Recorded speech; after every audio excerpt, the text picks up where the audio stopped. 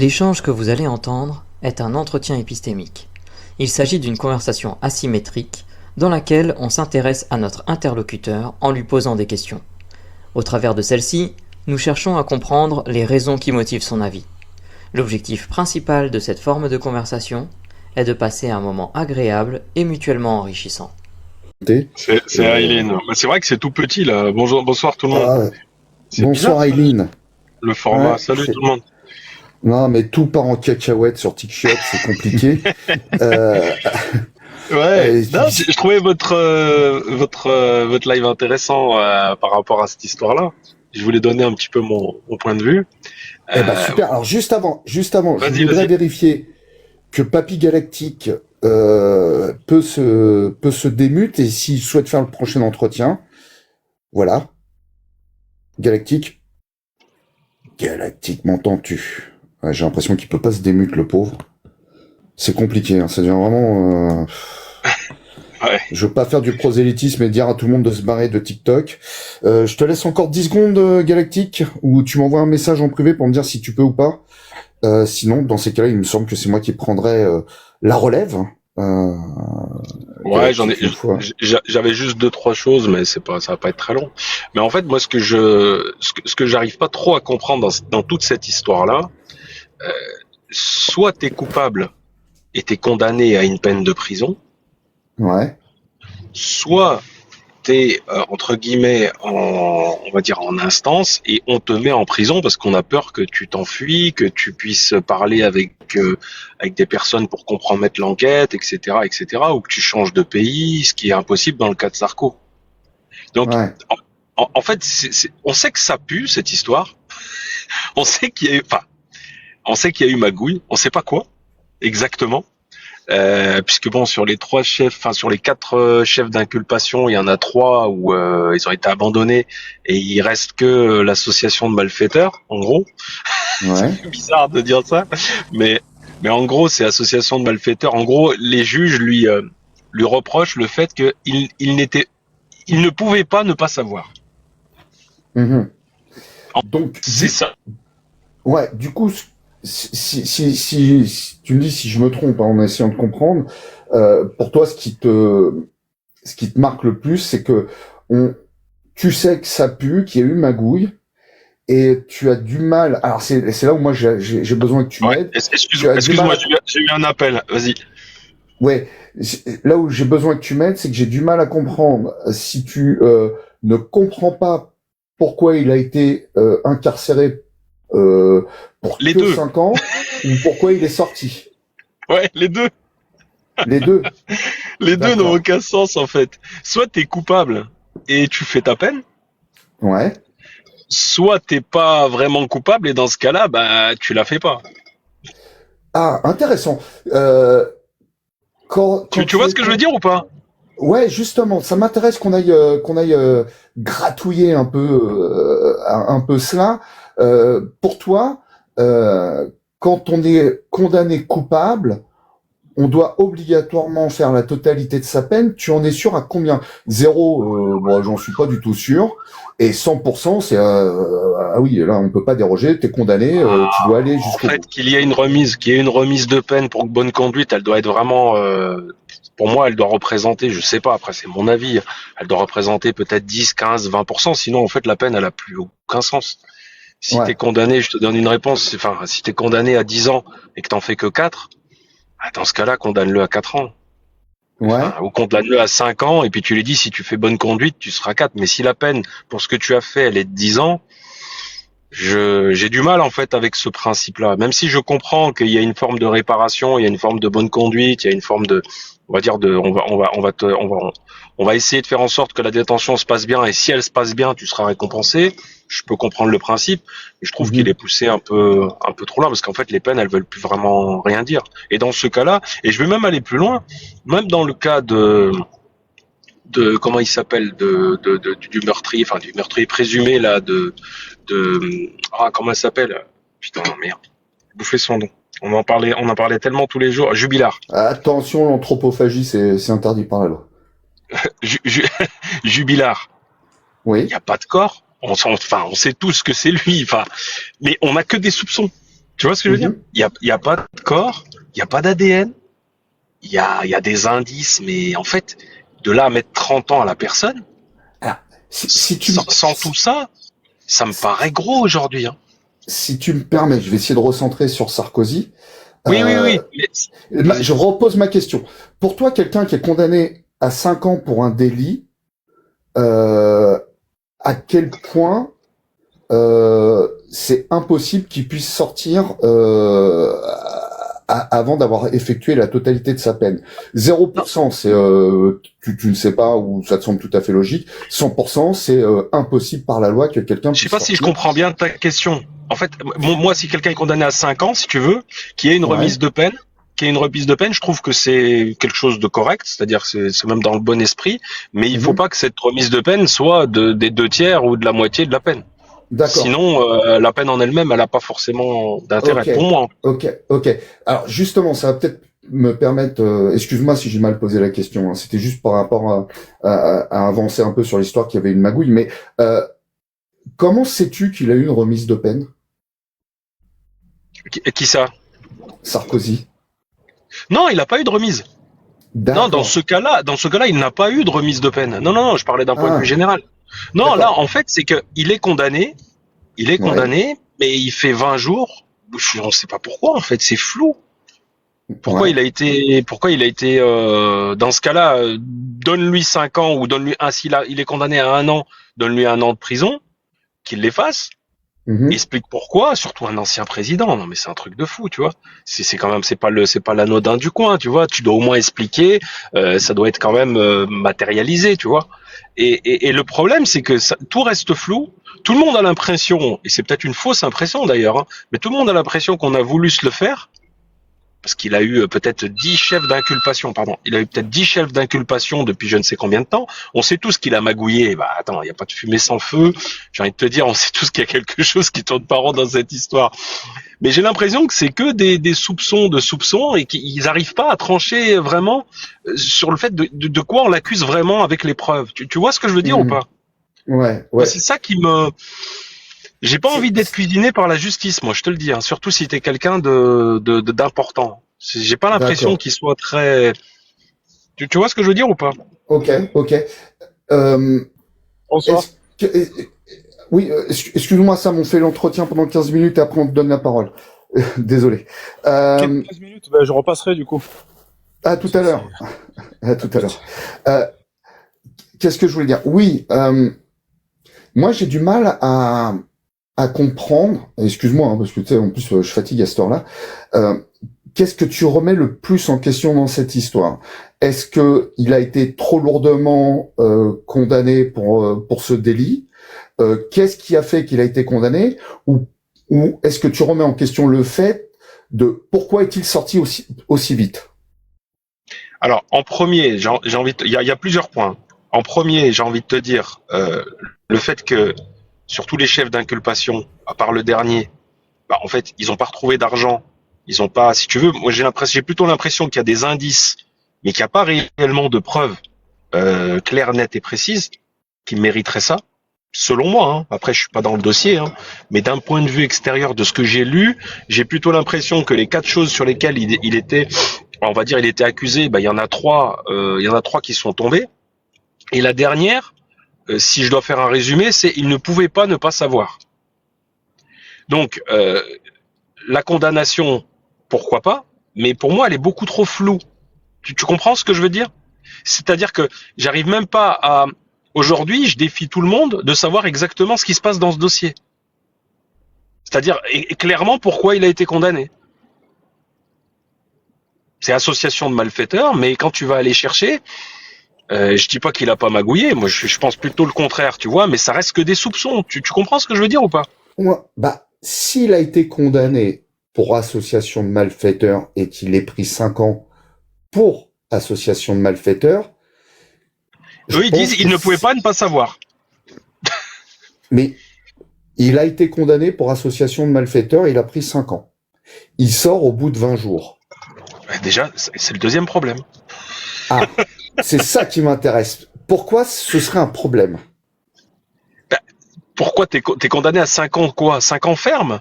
J'ai pas suivi exactement. Est-ce que c'était 5 ans de prison ferme? Oui, il me semble.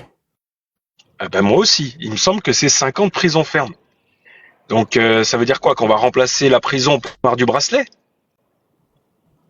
Et ça veut dire que si moi demain je suis en association de malfaiteurs et qu'on n'a que des soupçons dans le sens où je pouvais pas ne pas savoir et qu'on n'a que ça à me reprocher, je vais prendre 5 ans aussi. Qu'est-ce qui ferait si tu étais condamné pour 5 ans pour association de malfaiteurs? Qu'est-ce qui ferait que tu ferais l'ensemble de ta peine et qu'est-ce qui ferait que tu aurais le droit de sortir? Bah, pour moi, s'il y a un risque que je prenne la fuite, en attendant, on va dire, je pense qu'il y aurait des raisons pour un lambda mais je trouve ça injuste, hein, mais pour un lambda, c'est ce qu'on appelle la détention provisoire en attendant un jugement. Mais là, le problème, c'est que le jugement est fait. Donc, je vois pas pourquoi lui sortirait au bout de 20 jours et qu'une personne ferait 2 ans, 3 ans, 4 ans. Ok. Et je comprends que c'est son statut qui fait ça. Mhm. Euh, euh, je connais quelqu'un qui est allé voilà, qui a été condamné, alors moins que 5 ans pour des faits d'association de malfaiteurs. Il a fait appel Ouais. et lui aussi est sorti assez rapidement. Qu'est-ce qui, D'accord. selon toi, ferait la différence entre les deux? Bah, peut-être rien alors. C'est peut-être un biais que j'ai, je sais pas. Peut-être que vu que c'est médiatisé et que l'affaire dont tu parles ne l'est pas, peut-être que en fait c'est ce qui se passe régulièrement. Peut-être. Hein. Hein. Ouais. Peut-être que quand tu es qualifié d'association de malfaiteurs, tu fais 1 mois, 2 mois, 3 mois, que tu es condamné à 5 ans, que tu sors au bout de 3 mois. Mais dans ce cas-là, c'est encore plus grave. Pourquoi est-ce qu'on te condamne alors à 5 ans si tu dois faire 3 mois? Si tu faisais des recherches, je dis pas que c'est le cas, hein. J'invite tout le monde à aller vérifier, parce que j'ai absolument pas la réponse, mais imaginons expérience de pensée, imaginons que plus de 50% des personnes qui font appel sur un délit et qui remplissent les conditions d'un aménagement de peine pour pouvoir, en attendant leur jugement, être sortis du milieu carcéral. Si ce pourcentage existait, est-ce que ça te ferait changer d'avis sur les potentielles magouilles qui l'ont fait sortir?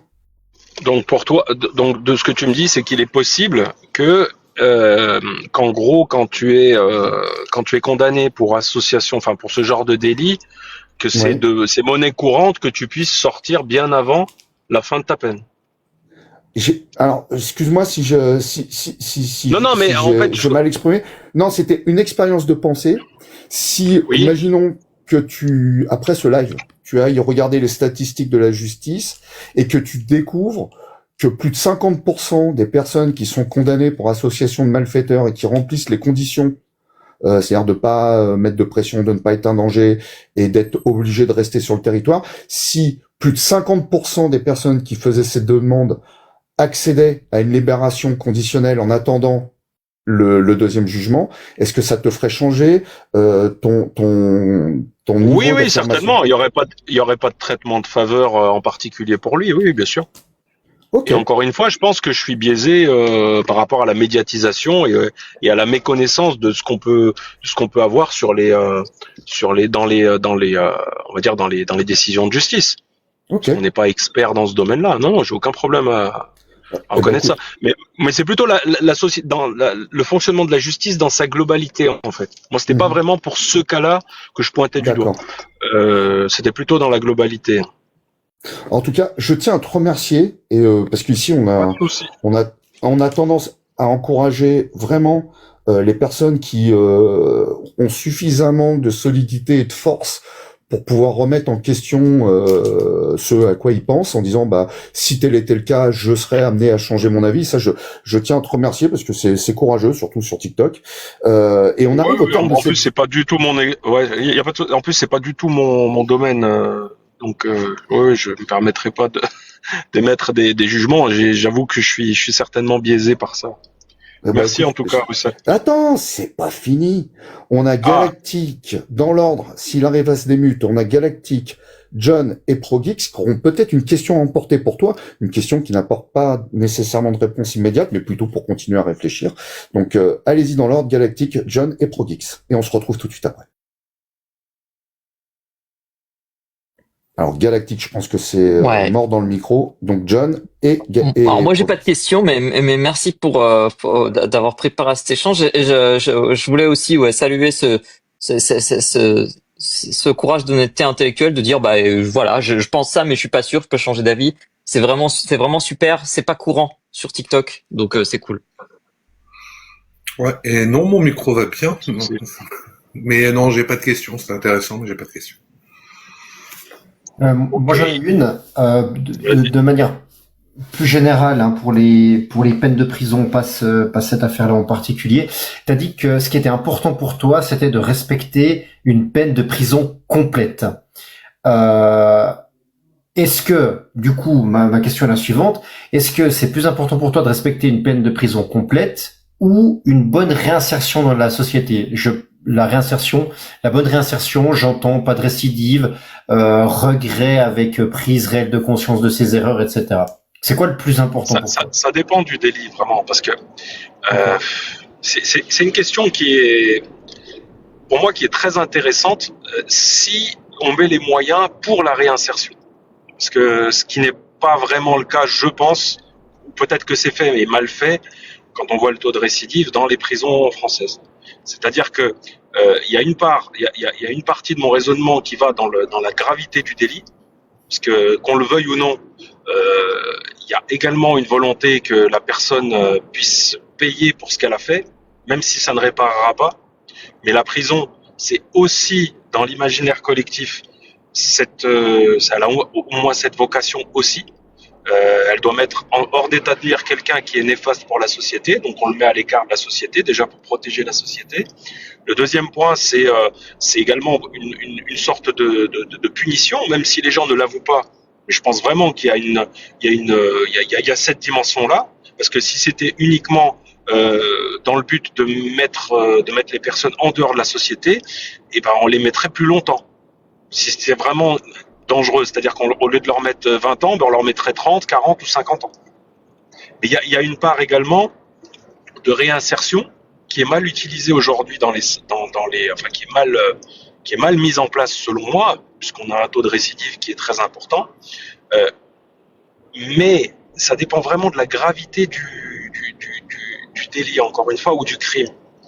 C'est-à-dire que les gens n'accepteraient certainement pas, et c'est peut-être mauvais, mais les gens n'accepteraient pas qu'une personne qui a commis un crime, qu'on lui dise, tu vas rester en prison pendant 5 ans, puis tu vas sortir au bout de 5 ans, et la personne qui est décédée, les parents ne la reverront plus jamais, mais toi, on va te donner une chance. Je pense qu'on n'est pas encore arrivé à ce niveau de maturité dans nos sociétés pour pouvoir accepter que les personnes puissent avoir une vraie réinsertion en prison. Souvent, on entend, ils ont la PlayStation, ils mettent en place, ils ont ce qu'ils veulle, ils ont des téléphones, ils fument ce qu'ils veulent, ils cantinent ce qu'ils veulent. Tu vois ce que je veux dire ? On a encore dans l'imaginaire collectif et dans nos pieds ce côté punition pour la prison. Ce qui est peut-être une grosse connerie. Mais pour vous, moi j'aimerais vous poser la question, pour vous, la prison, elle sert à quoi ? Alors, il faut savoir qu'aujourd'hui, il y a une vraie réflexion, justement, sur le travail de la désistance des personnes incarcérées, à savoir comment ils peuvent sortir, comment on peut les accompagner avec des outils méthodiques à sortir de la délinquance. Il faut savoir que les moyens manquent cruellement, que ce n'est absolument pas adapté aujourd'hui à développer un sentiment de vouloir se réinsérer dans la société, mais ça y bosse. Avec le peu de moyens qu'ils ont, ils y bossent. Et là où je vous rejoins, c'est que dans l'imaginaire encore, je pense, collectif, les gens pensent incarcération en termes de punition. Oui. Parce que, en fait, moi, la barrière, là où je la mets dans les violences aux personnes. C'est-à-dire que, pour moi, il y a une différence. Bon, Encore on une va pas fois, refaire le débat parce il y a que, une différence entre ce qui est matériel. Ouais, ouais, ouais, y a pas de ouais, souci. excuse-moi, on va pas relancer le Il y a débat. peut-être quelqu'un d'autre Euh, ouais, non, mais juste, alors, je pense on va clore le live si personne fait de demande après. En tout cas, je te remercie, mais Il n'y a pas de souci. Deux petites questions. Vas-y.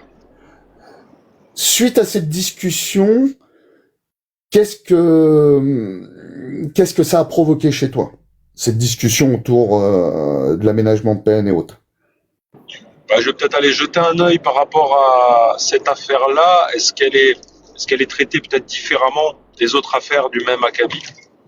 Ça pourrait être une chose qui pourrait être intéressante de voir est-ce qu'il y a eu un traitement de faveur pour Sarkozy ou pas. Alors, justement, je vais redire ce qu'a dit tout à l'heure John, je sais pas si tu étais là. Il y a une vidéo YouTube d'un influenceur YouTube qui est juriste et qui traite tous ces sujets, et qui avait fait une vidéo de avant la libération de Sarkozy, où il expliquait d'un point de vue du droit en quoi ça aurait pu être totalement légal que Monsieur Sarkozy ou comme tout autre détenu puisse faire une demande de sortie de prison, dans quel cas. Donc celle-là, elle est assez informative. Et ensuite, je pense qu'il faut aller regarder les statistiques du nombre de demandes acceptées dans les cas de personnes qui ont été condamnées pour des délits et qui ont été incarcérées pour des délits et non pas des crimes. N'oublions pas qu'il y a une différence entre le crime et le délit en France. Voilà. Et ma dernière question, comment tu t'es senti pendant cet entretien? Ouais, nickel. Non, franchement, c'est un live bien tenu et non, impeccable. RAS, les gars. Je comme ça. je te remercie beaucoup, Eline. Je te laisse descendre tout seul. Je t'ouvre les jaunes. Tu peux redescendre.